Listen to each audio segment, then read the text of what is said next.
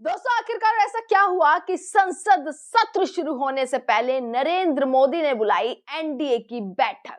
NDA के सांसदों से मिलते हुए नजर आए नरेंद्र मोदी। आखिरकार ऐसा क्या हुआ दोस्तों, आज बता दें आपको। शीतकालीन सत्र चालू है और शीतकालीन सत्र का 7वां दिन और सबकी नजर आज होने वाली है संसद पर, क्योंकि चर्चा की जाएगी चुनाव पर, चुनाव सुधार पर, एसआईआर पर। वही एसआईआर जिसकी मांग को लेकर, जिस पर चर्चा की मांग को लेकर विपक्ष अड़िग था।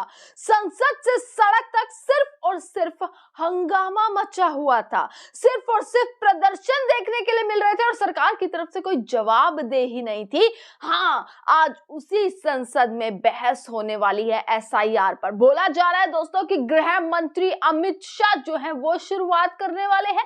राहुल गांधी किसी भी वक्त संसद पहुंच सकते हैं और गृह मंत्री अमित शाह और राहुल गांधी आमने सामने होकर कैसे जो है वो एसआईआर के मुद्दे पर चर्चा करने वाले हैं। पर सबसे बड़ा सवाल कि आखिरकार नरेंद्र मोदी एसआईआर पर चर्चा करने के लिए क्यों तैयार नहीं हुए।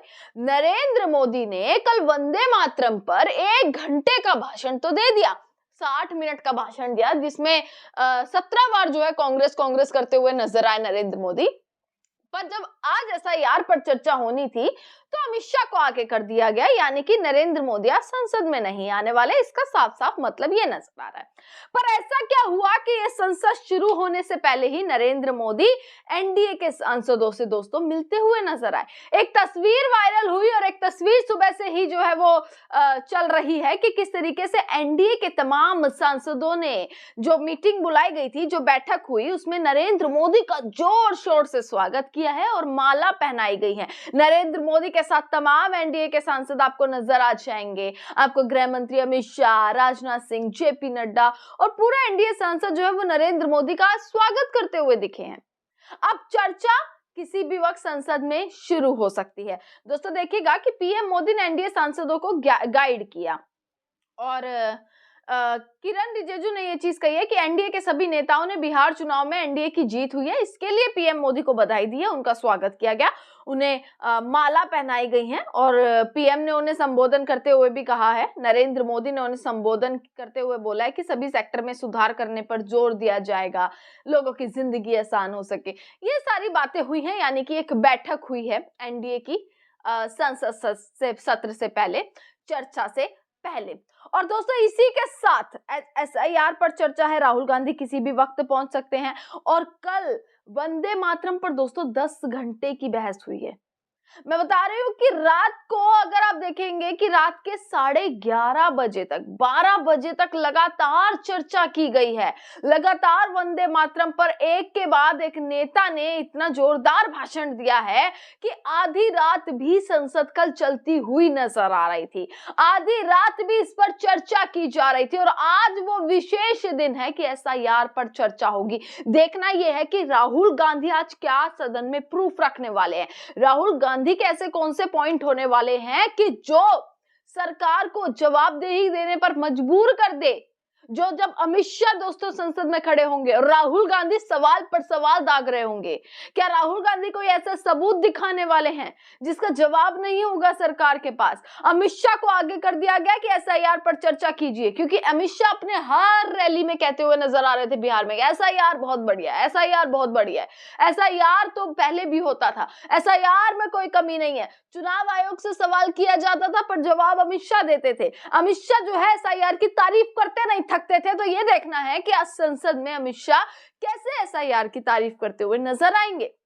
और दोस्तों इसी के साथ रात को जब संसद चली है उस बीच कुछ ऐसे भाषण हैं जो आपको जरूर सुनने चाहिए। प्रियंका गांधी का भाषण मैंने आपको दोस्तों दिखाया था कि कैसे कल प्रियंका गांधी ने, मैं कहती हूँ कि निशाना साध दिया, बुरे तरीके से धो दिया है इस पूरे मुद्दे पर कि चलिए आप पूरी बहस कर लीजिए, वंदे मातरम पर बहस नहीं होनी चाहिए थी, चर्चा इतनी नहीं होनी चाहिए, जितना समय आप वंदे मातरम पर चर्चा करने में दे रहे हैं उतना महंगाई, बेरोजगारी, तमाम जैसे मुद्दों पर दे सकते हैं। इसी के साथ दोस्तों दीपेंद्र हुड्डा का भी भाषण आपको सुनना चाहिए। मैं उस भाषण की छोटी सी क्लिप यहाँ पर दिखा रही हूँ। महात्मा गांधी ने जब 1921 में असहयोग आंदोलन का बिगुल बजाया तो देश में लाखों कांग्रेस लाखों कांग्रेसी वंदे मातरम का नारा देते देते अंग्रेजों की जेलों में गए। धीरे धीरे ये भारतीय राष्ट्रीय कांग्रेस के कार्यक्रमों में गायन करने वाला एक गीत नहीं, देश की आवाज बन चुका था। गांधी जी ने इस गीत के बारे में क्या कहा, मैं पढ़ के बताना चाहूंगा। गांधी जी ने 1915 में लिखा, जब मैं छोटा था मुझे आनंद मठ या उसके अमर लेखक बंकिम के बारे में कुछ नहीं पता था, तब भी वंदे मातरम ने मुझे प्रभावित किया था और जब मैंने इसको पहली बार सुना तो इसने मुझे मंत्रमुग्ध कर दिया था। मैं इसमें सबसे पवित्र राष्ट्रवाद की भावना को पाता हूं। इसी प्रकार से जब पंडित जवाहरलाल नेहरू 1929 में भारतीय राष्ट्रीय कांग्रेस के अध्यक्ष चयनित हुए तो 29 के कांग्रेस के अधिवेशन में उन्होंने अपना भाषण का समापन वंदे मातरम के गायन से किया और उन्होंने चिट्ठी लिखी अधिवेशन की आयोजन समिति को कि हर अधिवेशन का प्रारंभ वंदे मातरम के गीत से किया जाए। 1937 की बहुत बातें हुई। 1937 में भारतीय राष्ट्रीय कांग्रेस ने गुरुदेव रविंद्रनाथ टैगोर जी के प्रस्ताव को हूबहू स्वीकार करते हुए वंदे मातरम को राष्ट्रीय गीत के रूप में स्वीकार किया। लेकिन उसके बाद क्या हुआ? उसके बाद जब कांग्रेस पार्टी ने कांग्रेस वर्किंग कमेटी ने, केंद्रीय कार्य समिति ने यह प्रस्ताव पारित किया तो अंग्रेजों के महापिट्ठू मुस्लिम लीग के मोहम्मद अली जिन्ना ने इसका विरोध किया और कहा कि कांग्रेस केवल हिंदुओं तक सीमित हो गई है और मुस्लिम विरोधी हो गई है। और जब मोहम्मद अली जिन्ना ने यह कहा तो मोहम्मद अली जिन्ना को मैं रिकॉर्ड पे लाना चाहूंगा। अध्यक्ष महोदय, मोहम्मद अली जिन्ना का मुंह तोड़ जवाब पंडित जवाहरलाल नेहरू ने दिया। 6 अप्रैल 1938 को पंडित जवाहरलाल नेहरू ने जिन्ना को एक करारा पत्र लिखा और कहा, मिस्टर जिन्ना, याद रखिए वंदे मातरम गीत भारतीय राष्ट्रवाद के साथ पिछले 30 साल से अधिक समय से गहराई से जुड़ा हुआ है। इसके साथ अनगिनत बलिदान और भावनाएं जुड़ी हुई हैं। लोकप्रिय गीत किसी आदेश से पैदा नहीं होते, ना उन्हें जबरन थोपा जा सकता है, ये जन भावनाओं से उपजते हैं। पिछले 30 साल से अधिक समय में ऐसा कभी नहीं माना गया कि वंदे मातरम गीत में कोई सांप्रदायिक भाव छुपा है और इसे हमेशा से भारत की प्रशंसा में देशभक्ति का गीत माना गया है।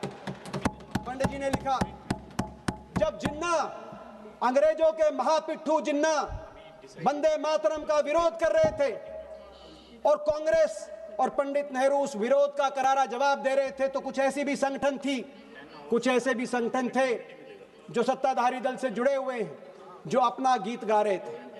उन्होंने जिन्ना के इस विरोध के बारे में उस समय कुछ ऐसा नहीं कहा जो रिकॉर्ड में हो। यही नहीं, 1947 देश की आजादी 14-15 की मध्य रात्रि जब भारत स्वतंत्र हो रहा था, आजादी की पहली सांस हिंदुस्तान लेने जा रहा था, तो पंडित नेहरू ने संविधान सभा के अध्यक्ष डॉक्टर राजेंद्र प्रसाद जी को एक पत्र लिखा और उस पत्र में उस कार्यक्रम की रूपरेखा को प्रस्तावित किया जो आजादी का पहला महोत्सव मध्य रात्रि को बनाया जा रहा था। और उस पत्र में यह लिखा कि मैं आग्रह करता हूं कि उस कार्यक्रम का प्रारंभ वंदे मातरम के गायन से हो, और ऐसा ही हुआ। अंततः देश की आजादी के बाद 1950 में संविधान सभा ने इसको राष्ट्रगीत के रूप में अपनाया और खूबसूरती ये थी, उस संविधान सभा में सरदार पटेल, मौलाना आजाद, डॉक्टर राजेंद्र प्रसाद, पंडित जवाहरलाल नेहरू, बाबा साहब भीमराव अंबेडकर, मेरे स्वर्गीय दादाजी चौधरी रणवीर सिंह हुड्डा और श्यामा प्रसाद मुखर्जी भी शामिल थे। सबने एक मत से, एक स्वर में इसको अपना राष्ट्रगीत माना। किसी ने 284 सदस्यों में से एक ने भी कोई आपत्ति नहीं करी, एक ने भी कोई संशोधन किसी एक अक्षर पे नहीं किया।